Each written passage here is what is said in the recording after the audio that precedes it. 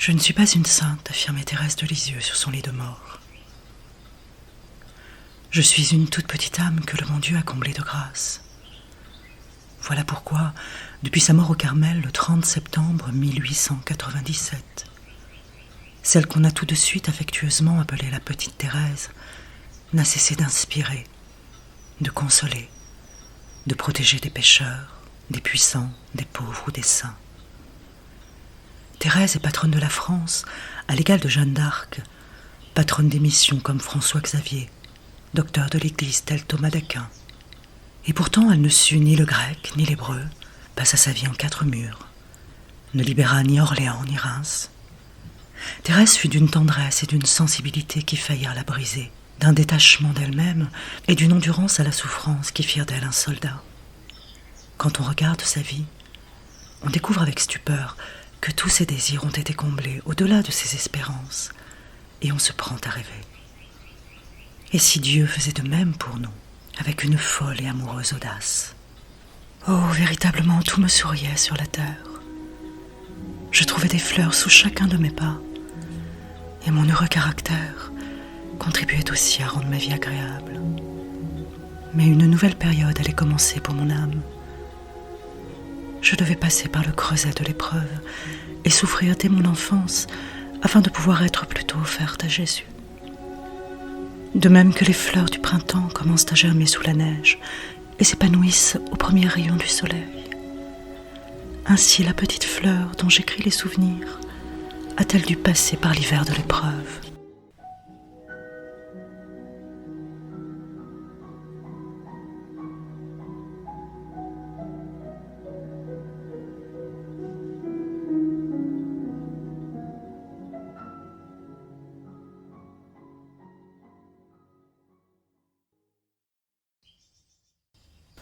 Thérèse est la dernière enfant de la famille Martin.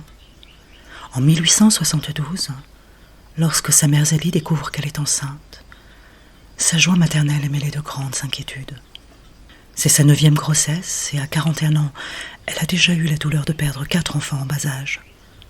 2 petits, Joseph et Hélène, mortes à 5 ans, et une première petite Thérèse. Thérèse naît à Alençon, le 2 janvier 1873. Son père Louis est horloger bijoutier, sa mère Zélie dentelière. Elle a 4 sœurs, Marie, Pauline, Léonie et Céline de 4 ans plus âgée qu'elle. Après avoir été en nourrice chez Rose Taillé, à la campagne pour fortifier sa santé fragile, Thérèse revient dans le foyer familial où elle est tendrement chérie. Sa petite personnalité enfantine se déploie. Elle est gaie, tendre, d'un amour ardent, impétueuse et extrêmement déterminée. Seigneur, tu m'as choisi dès ma plus tendre enfance, et je puis m'appeler l'œuvre de ton amour. Je voudrais, ô mon Dieu, dans ma reconnaissance, oh, je voudrais pouvoir te payer de retour. Jésus, mon bien-aimé, quel est ce privilège? Pauvre petit néant, qu'avais-je fait pour toi? Et je me vois placée dans le royal cortège des vierges de ta cour, aimable et divin roi. Hélas, je ne suis rien que la faiblesse même. Tu le sais, ô mon Dieu, je n'ai pas de vertu. Mais tu le sais aussi, le seul ami que j'aime, celui qui m'a charmé, c'est toi, mon doux Jésus. Lorsqu'en mon jeune cœur s'alluma cette flamme qui se nomme l'amour, tu vins la réclamer. Et toi seul, ô Jésus, pus contenter une âme qui jusqu'à l'infini avait besoin d'aimer. Lorsque Thérèse a 4 ans, le royaume de l'enfance s'effondre. Sa mère, Zélie, souffre d'un cancer du sein qui l'emportera dans la nuit du 27 au 28 août 1877. Le 29 août 1877, Zélie, la mère de Thérèse, est enterrée. Thérèse choisit sa sœur Pauline de 11 ans, son aînée, comme seconde maman. La famille endeuillée déménage d'Alençon à Lisieux, près de l'oncle et la tante Guérin, dans une maison nommée les Buissonnets. Louis vend l'entreprise familiale de dentelle pour s'occuper exclusivement de l'éducation de ses filles. Pauline devient la petite maman de Thérèse et assure son éducation avec Marie, la sœur aînée. À la mort de sa maman, Thérèse a perdu la force d'âme de son enfance. Sa sensibilité s'exacerbe. D'une timidité maladive, elle ne retrouve sa gaieté que dans le cercle très restreint de la famille. Oh, que j'aime la souvenance des jours bénis de mon enfance. Pour garder la fleur de mon innocence, le Seigneur m'entoura toujours d'amour. Aussi, malgré ma petitesse, j'étais bien remplie de tendresse, et de mon cœur s'échappa la promesse d'épouser le roi des élus, Jésus. De maman, j'aimais le sourire. Son regard profond semblait dire « L'éternité me ravit et m'attire. Je vais aller dans le ciel bleu, voir Dieu. » Thérèse a bientôt 7 ans lors de sa première confession à la fin de l'année 1879. Thérèse évoque un sermon de M. Dusselier d'avril 1878. Elle a alors 5 ans. Glorieux gardien de mon âme, connaissant ma grande faiblesse, tu me diriges par la main, et je te vois avec tendresse ôter la pierre du chemin. Toujours ta douce voix m'invite à ne regarder que les cieux. Plus tu me vois humble et petite, et plus ton front est radieux. Un jour, Thérèse apprend par hasard que sa sœur Pauline, sa seconde maman, va entrer au Carmel. Son cœur se brise. Cette seconde séparation, consommée le 2 octobre 1882, est si violente pour son âme d'enfant qu'elle en tombe malade l'hiver suivant, à 10 ans. À Pâques 1883, une crise aiguë se déclare. Le 6 avril, on parvient à emmener Thérèse au Carmel pour la prise d'habit de Pauline, mais elle rechute peu de temps après. On croit Thérèse perdue. Elle divague, ne reconnaît plus ses sœurs, ne s'alimente plus. Son père Louis fait dire une neuvaine à Notre-Dame des Victoires. À la Pentecôte 1883, le 13 mai, Thérèse est persuadée d'avoir été guérie par le sourire de Marie. Elle a 10 ans. Son bonheur est de courte durée.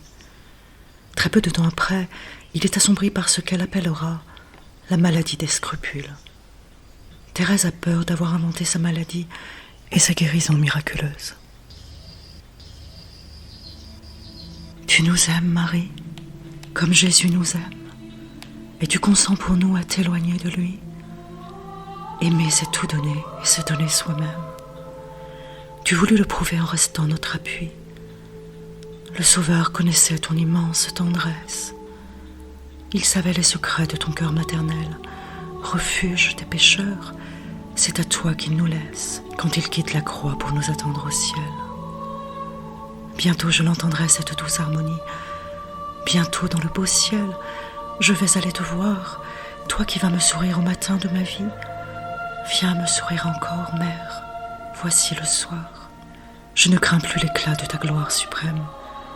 Avec toi j'ai souffert et je veux maintenant chanter sur tes genoux, Marie, pourquoi je t'aime, et redire à jamais que je suis ton enfant.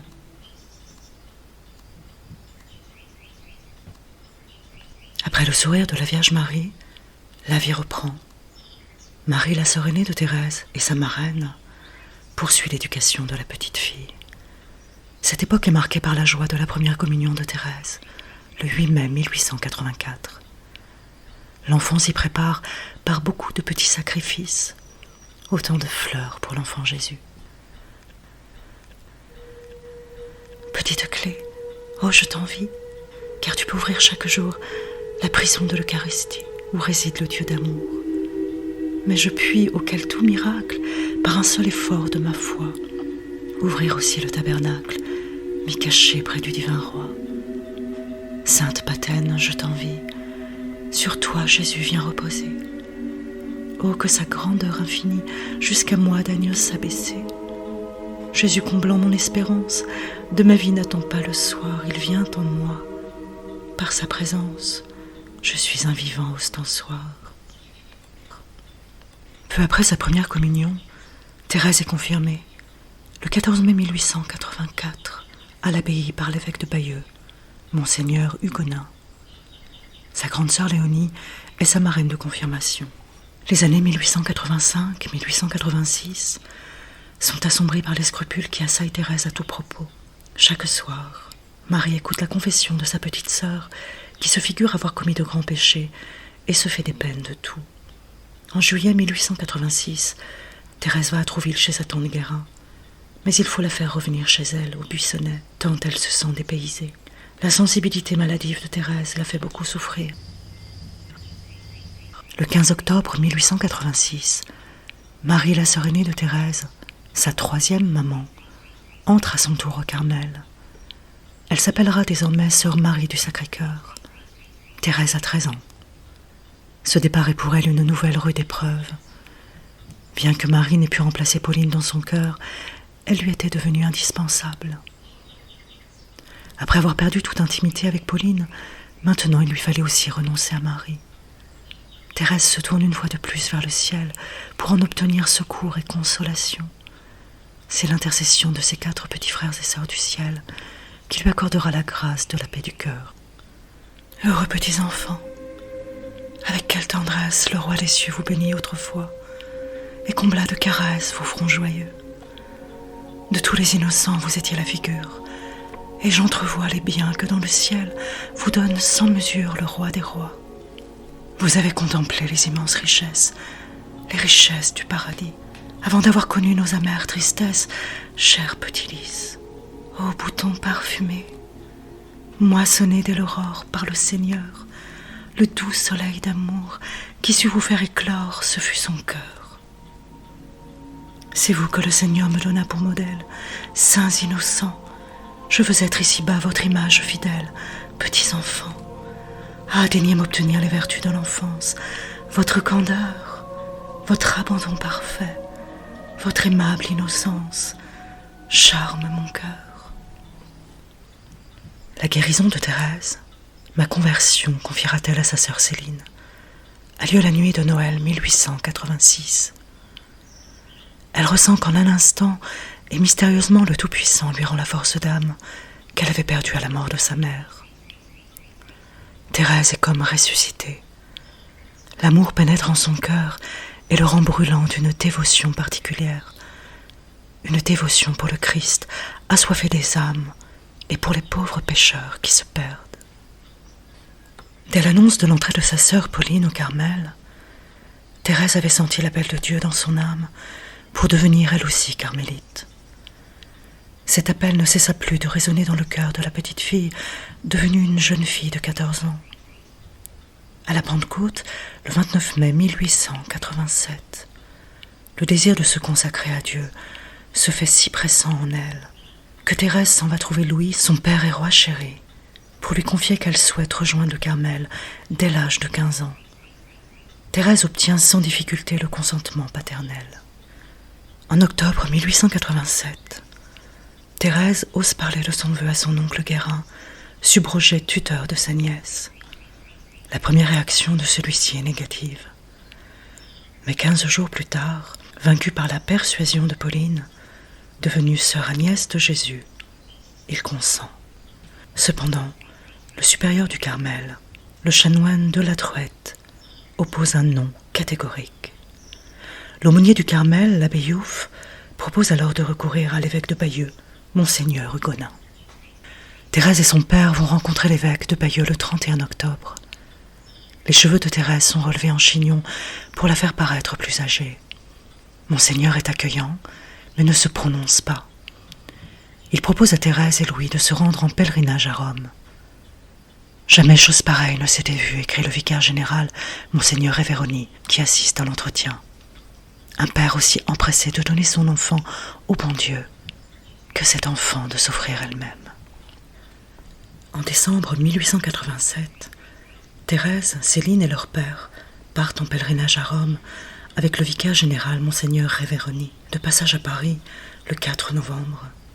Ils rendent visite à Notre-Dame des Victoires pour la remercier de son intercession et lui demander de veiller sur sa vocation. Au pied de la statue, Thérèse éprouve une émotion aussi forte que celle de sa première communion.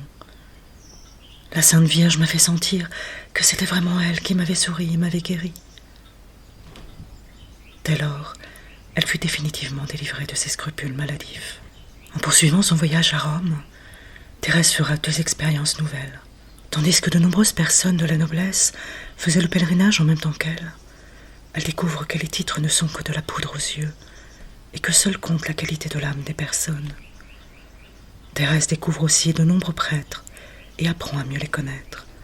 Elle en retire sa volonté pressante de prier et d'offrir des sacrifices pour eux. Thérèse raconte dans une lettre à sœur Pauline l'audience accordée par le pape Léon XIII le 20 novembre 1887. Les pèlerins passaient devant le pape et lui embrassaient le pied. Thérèse, elle, n'a qu'une idée en tête: obtenir la permission d'entrer au Carmel à 15 ans. Le pape ne s'engage pas et renvoie au supérieur et à l'ordinaire du lieu la responsabilité de prendre la décision. Thérèse s'abandonne à la volonté de Dieu, mais continue d'espérer. Le jour de Noël suivant, Thérèse espérait de tout cœur recevoir le oui pour son entrée au Carmel comme un cadeau reçu des mains de l'enfant Jésus dont elle souhaitait porter le nom en religion. Mais à Noël, toujours rien. La permission de l'évêque d'entrer au Carmel arrive le 28 décembre, en la fête des Saints Innocents. Mère Marie de Gonzague, alors prieure du Carmel, décide que la jeune fille les rejoindra seulement après le carême. Ultime épreuve de patience et d'abandon pour Thérèse. Louis Martin accompagne Thérèse au Carmel le lundi 9 avril 1888. Alors que la communauté fête l'Annonciation, voici les mots avec lesquels, le lendemain, il annonce l'événement. Bien chers amis, Thérèse, ma petite reine, est entrée hier au Carmel. Dieu seul peut exiger un tel sacrifice. Ne me plaignez pas, car mon cœur surabonde de joie. Vierge Marie, malgré mon impuissance, je veux chanter au soir de ce beau jour le cantique de la reconnaissance et mon espoir d'être à Dieu sans retour. Ah, si longtemps, bien loin de l'Arche sainte, mon pauvre cœur désirait le Carmel. Je l'ai trouvé, maintenant plus de crainte. Je goûte ici les prémices du ciel.